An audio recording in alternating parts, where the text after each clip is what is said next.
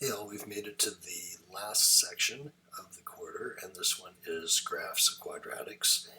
And we'll be looking at three things in this section. One is finding x and y intercepts of a parabola. Second is finding the vertex of a parabola. And the third is graphing quadratic equations. And a parabola is what we call a graph of a quadratic. That's the shape it makes. So to find x-intercepts, this is the same as when we were doing linear equations. We let y equal 0, and then we solve for x. In this case, we're solving a quadratic, so we're either going to use factoring or the quadratic formula, depending on which one is appropriate. If it factors, and it's easy to factor, you should factor for sure. Sometimes it won't have nice answers, and you'll have to use the quadratic. To find a y-intercept, remember we just let x equal 0, which is actually going to be really easy in this case. And then we solve, which is actually going to end up being the c on the end, because when x is 0, all this will drop out, and you'll have y equals the number on the end. So much the same as when we did lines, and the y-intercept was the b on the mx plus b. In this case, it'll be the c. And then the vertex is just a formula. So the vertex is the point on the parabola that's going to be either the lowest point or the highest point. And when we graph these, they're going to make that U shape, and the bottom or top of that U is the vertex. To find the x-coordinate, we just do negative b over 2a. It's actually the first part of the quadratic formula. It doesn't have the plus or minus with the root. And that's going to give us the x-coordinate. And then what this says is we plug that x-coordinate back into the original function, and then that's going to give us our y-coordinate. And then for our purposes, parabolas are going to have two orientations. They're either going to open up like this one does, or they're going to open down like that one. And if the x squared term is positive, if the a is greater than 0, then they're going to open up. And if there's a negative in front of that x squared term, or if it was like negative 3x squared, then it will open down. So let's see all that with some examples. And so for these first four examples, we're going to find the vertex and x and y intercepts, and then determine whether or not it opens up or down. So first off, that 3 out in front of the x squared is positive, so it's going to open up. And that can be handy to note later when we're trying to graph or find x-intercepts. If we have a case where we know the parabola is opening up, and say the vertex is above the axis, there's no reason to look for x-intercepts because there are none. So that's where kind of having just that sense as to what this is going to do can be handy. We'll do vertex next. So x equals negative b over 2a. So that would be negative 36 over 2 times 3. So negative 36 over 6 would be 6. So that's the x-coordinate of the vertex. And then we have to back solve and get the y-coordinate. So we plug the negative 6 back in here, and otherwise we're finding f of negative 6. I'll just write it as y though, so that we think of it as an ordered pair. So negative 6 squared plus 36, negative 6, and 96. And then if we carefully toss all that into a calculator, careful right here that that's going to be a positive, so not to miss those parentheses. We should get y equals negative 12. So my vertex for this one is x is negative 6 and y is negative 12. So if I were going to try to graph this, I would go over negative 6 and down 12, and that would give me the bottom. In this case, yeah, it's opening up, so it would give me the bottom of the parabola. Next, let's find our x-intercepts. So to solve for an x-intercept, we let y equal 0, or the f of x side.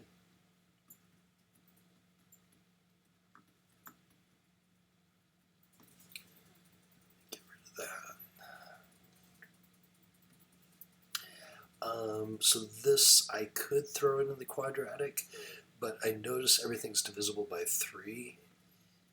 So I'm going to factor a 3 out front and just see if this turns into something easier to deal with. For some of these it will, and for some of them it won't. For the ones where it doesn't, you'll see directions on the problem to round to 2 decimal places. but I think this one's going to turn out okay. And 3 goes into 96, 3, 2, so that's 32 times. So right here, before you bust out the quadratic formula, I would go, is there anything that multiplies to 32 and adds to 12? Yeah, 4 and 8. So that was a lot easier than doing all that mess with the quadratic formula. This 3 out front isn't doing anything. It's stretching the parabola. It's going to make it taller and skinnier, but we don't have to worry about that until we're graphing. Right now we're just trying to find the intercepts. It doesn't have an x, so it doesn't contribute to solutions that we're solving for right now. So this will be plus 4, and then x plus 8. And then again adds to 12, and then multiplies to 32. So my x-intercepts are at -4 or at -8. Dependent on which question, it may have those as ordered pairs. I think they just have you, oops, I'm doing that backwards, fill in the boxes where I think there's a box for the -4 and it has the 0 already there. I think on the ones where it's a decimal, it wants you to, oops, I don't need the parenthesis then, to list them as a list separated by commas. So just kind of be aware when you're looking at the problem which version it wants the answer in. And then the y-intercept, like I said, is the easiest of all. And I'll just show it this one time. If I plug 0 in,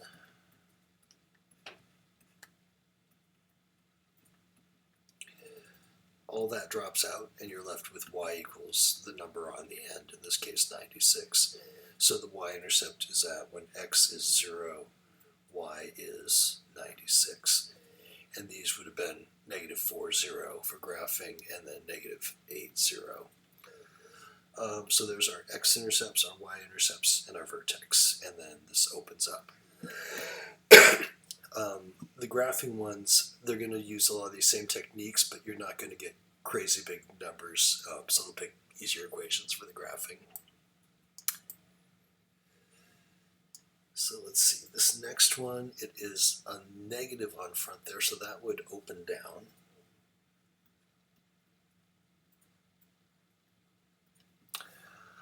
Let's go ahead and grab the vertex. So x equals -b, so that's negative of -8 all over 2a, 2 times -1.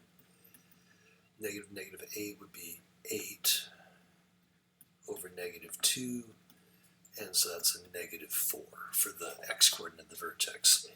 And then again, we're just going to find f of -4. I'm going to write that as y, just to make it feel more like the coordinate. Negative of -4 quantity squared minus 8 times -4, and then plus 20. So careful right there, there are 3 negative signs. So this is the negative of -4 times -4, which would be positive 16, but then the negative in front is flipping it to -16, because that's really 3 signs right there. Minus and minus would make that one a plus 32 and a plus 20. And then putting that all together the rest of the way is 36. So vertex here is -4 and 36. For the x-intercepts, we'll set the y side equal to 0.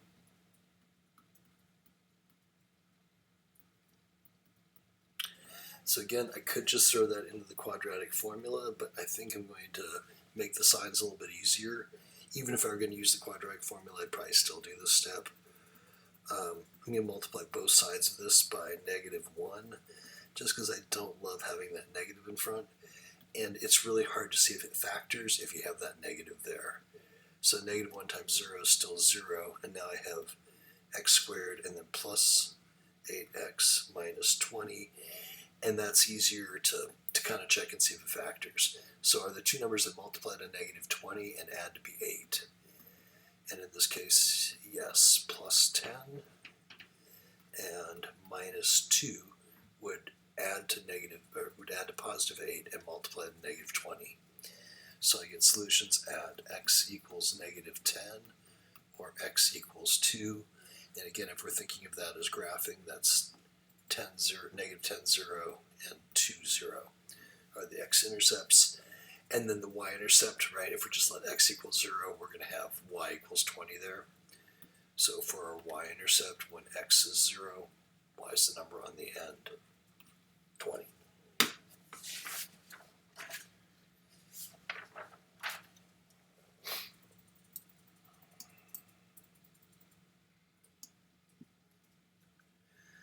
This one's same basic thing. It's going to open up. So I'll have a little bit of a variation on the x-intercepts. And then let's get our vertex. So x equals negative of negative 8 all over 2 times 4. So that'd be positive 8 over 8, and that should just be a 1. And then if I plug 1 in here, I get 4 times 1 squared minus 8 times 1 minus 15. Calculating all that, and I get y equals negative 19. So there's our vertex of 1, negative 19. So then when we go on to the x-intercept on this,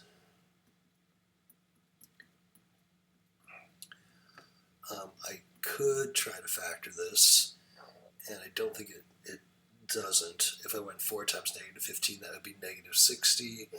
And looking for two numbers and multiply to negative 60, it had to be negative 8, so that's all seeming kind of difficult.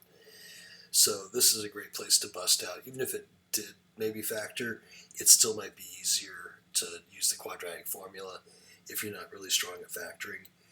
And this one doesn't actually factor, so you could try for a while and then only figure out that it didn't work. So we will use the quadratic. So x equals negative of negative 8 will be an 8 plus or minus negative 8 squared minus 4 times a times c, and all over 2a, so 2 times 4. So x equals 8, and then plus or minus, this would be, I think I just chunked all that into the calculator and got 64 plus 240, so that makes 304 under the radical over 8. And this is the place where it's saying if this doesn't come out nice, then round this to 2 decimal places, and it'll say that in the problem. And so what I got, and then for these ones, I think we're supposed to enter it as a list. So this is going to be, I got 3.18, and then negative 1.18. When I put those in the calculator. And just a reminder from the last section, so if we're doing 8 plus root 304 divided by 8, you can either do 8 plus 304 and then hit equals and then divide by 8, or be careful and get parentheses around that numerator if you want to plug in all at once. But you will need those parentheses if you're not going to use the equal or the enter key to sum up this first part. And let's see, this last one here of the style does something, it looks similar but it has a little bit different outcomes. So let me show you that.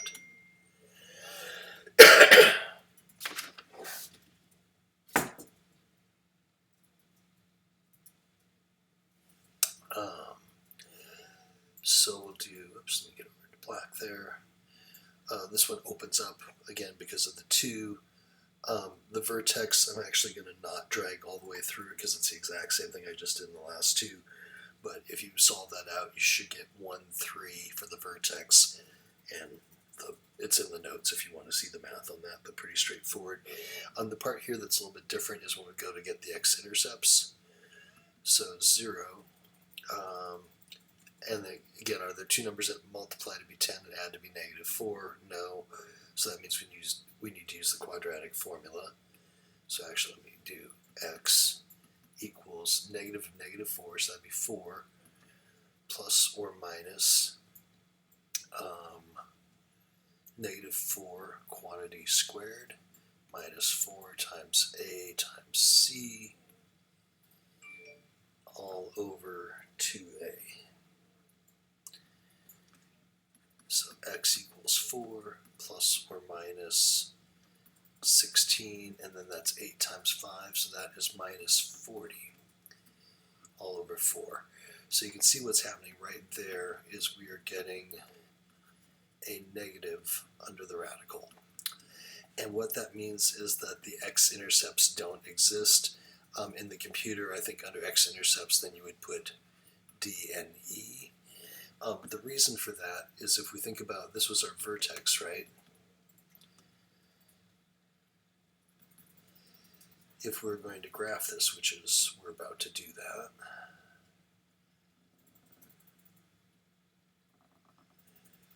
we'd have x equals 1, y equals 1, 2, 3. There's our vertex. This is opening up because this is a positive. If I went to find the y-intercept, it's right there. It's 0, 5. Because when x is 0, the 5 is what's left. And so you can see this one wouldn't ever cross the x-axis. So that's why we're getting this imaginary solutions. And it's because the x-intercepts don't exist. So you can kind of save yourself all that work if when you do the vertex, if you realize, hey, it's above, it's opening up, this isn't going to turn out. But if not, if you just kind of go through the quadratic formula, you'll hit that negative, and then that's going to tell you that this one doesn't have x-intercepts. So in terms of graphing, if we're solving along and we're getting the vertex, for graphing you always want to find the vertex. If it has a nice y-intercept, great, then you can just use the vertex and the y-intercept. If it has nice x-intercepts, also great, then you can just use the vertex and one of the x-intercepts. And then there's cases where it doesn't do either of those things. So I'm going to show you a couple of weird ones, and then at the end I'll do one that's a bit more straightforward. So this one is actually, it looks really easy, but if you go to solve it, let's just go ahead and do the vertex on it. Y equals x squared. We're missing the b term, so I'm going to say 0x there, just to emphasize that's not there, plus 1. So x equals negative b over 2a, so negative 0 over 2 times 1. So the x coordinate of this is 0. If I plug 0 back in here, I'll get y equals the 1 on the end. So my vertex is at 0, 1. So that is when x is 0, y is 1, right there. So if you notice, that's also my y-intercept. So I can't, and to graph the parabola, I'm going to need the vertex and one other point. So I can't use the y-intercept. This is going to open up because this is positive, so it doesn't have any x-intercepts. So all those points that we just found in those last 4 problems aren't here for me to use for graphing. So a really easy way, cannot draw straight lines on this, an easy way to find that is just to make a table. And what you want to do is figure out where the vertex is. So in this case it's at 0. And I'm going to grab a point on either side. You only need one side, but I'll show you why by using a point on either side. If I plug negative 1 into this, I get negative 1, careful with the quantity squared, plus 1. So negative 1 squared is 1, plus 1 would make 2. If I plug in 0, that equals 1. That's the vertex that we just got. And I'm using 1 point, just one unit to the other side of this. If I plug in 1, 1 squared is 1 plus 1 is 2 again. And you'll see I get symmetrical points. So that's why you really only need one or the other. I would just plug in the 1 and get this point, and then know it will have a matching one on that side. And then that gets you enough to draw your U shape. On the computer, if you do that point and a second one, it will draw it for you. But when you go to do this on paper, like on a quiz or on an exam, you do have to kind of realize that it has symmetry. So once you have one side of it, you can use that same thing on the other side. So this one I kind of think is like too easy that it's maybe a little bit hard to get graphed. So for this one, we'll kind of do the same thing. If we do the vertex, x equals negative b. The b term is missing again, so it's going to be another one of those 0 over 2 times negative 1. That's still 0. If I plug y in there, or if I plug 0 in for x to get y, this piece drops out and I get y equals 3. So I have a vertex at x is 0 and y is 3. Okay, 1, 2, 3, right there. And then this one opens down because of that negative, so I'd expect it to kind of go this way. If I decided to try to solve for the x-intercepts, just to see if that's helpful, because again, the y-intercept is the vertex, so that's not helpful, I need one more point. You would get this, you would get negative x squared plus 3 equals 0. How about I bring the x squared over to that side, and I would have 3 equals x squared, and if I root both sides of that, and I brought this way just so it would be positive, I get plus or minus square root 3 equals x, which is about 1.7, which isn't great for graphing because I can't get those points exactly on the computer. On an exam, this would be totally fine if you figured out that root 3, again, approximately 1.7. You could throw that right there, but it won't help you out on the computer. So for the computer, I would do the same thing I just did, which is make a little table. And since my vertex is at 0, on the x, I would plug in x equals 1, and then you'd have negative 1 squared plus 3 would be, and this time it's not, the 1 is squared and then it's the negative of because the negative's in front. So it's like this. So that would be negative 1 plus 3 would make 2. Once you know that, you have this point, and you'll have a matching point on the other side, and then that will get you graphed on the computer. So that is how I would handle that one. Again, on paper, there's nothing wrong with this 1.7, but it won't help you for the computer.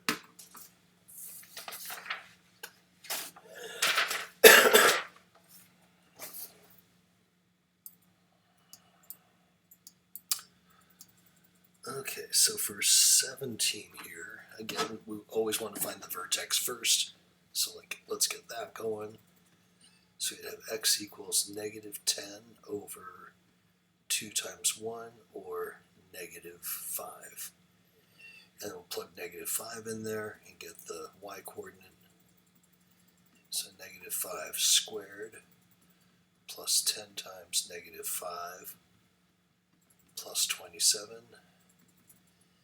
And that'll be 25 minus 50 plus 27, and that comes out to negative 8. Does it? No, it does not. It comes out to 2, excuse me. I was looking at the wrong question in my notes. Yeah, 25, yeah, that'd be 2 over. So our vertex is going to be at negative 5 and positive 2. So x is negative 5 and y is positive 2. So if I went to try to use, and then this one is opening up, right? So I wouldn't have x-intercepts, so there's no reason to go look for them. Again, if I'm trying to graph this on the computer, I might try looking for the y-intercept. It's 27. It's way off the graph, so that's not helpful. So that's where it's great to just make a quick and easy little table.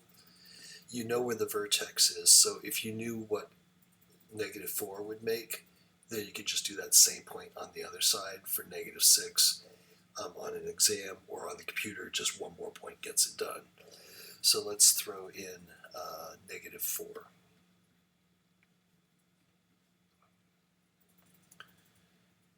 Not a very good form.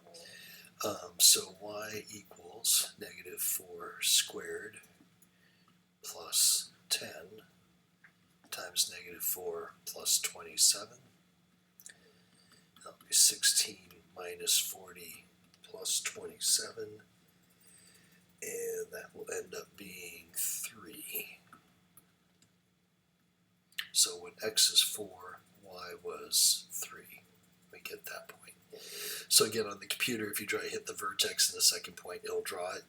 But for an exam or a quiz, you'll just put a matching point on the other side, and you can test it. If you put in 6 or negative 6, it's going to come out to 3 again. But that will get you your 3 points that you need for graphing on paper. And then this last one, this is one where it actually finally works out easy. So we'll do, and this one you'll notice the directions are a little bit different, and I think a lot of them on the homework are like this. where you actually can factor it and get an easy x-intercept, and then that will make the graph pretty simple. Still, we need the vertex though, so we'll do vertex first, and that's going to be x equals negative 24 over 2 times 2. I hate when I do that. It's because I'm writing on the thing I pasted in here. So negative 24 over 4 would give us a negative 6 right there. And then we do the same. We plug it in and find y. So 2 negative 6 squared plus 24, negative 6, and then plus 64. And if you throw all that in, that one's going to come out to negative 8. So our vertex is at negative 6, negative 8. So x is negative 6 and y is negative 8. Should be right there. Our y-intercept is 64, so that wouldn't work. Plus the directions on this one are saying pretty specifically use an x-intercept as that other point. So let me scoot to there. Clean up all my little dots.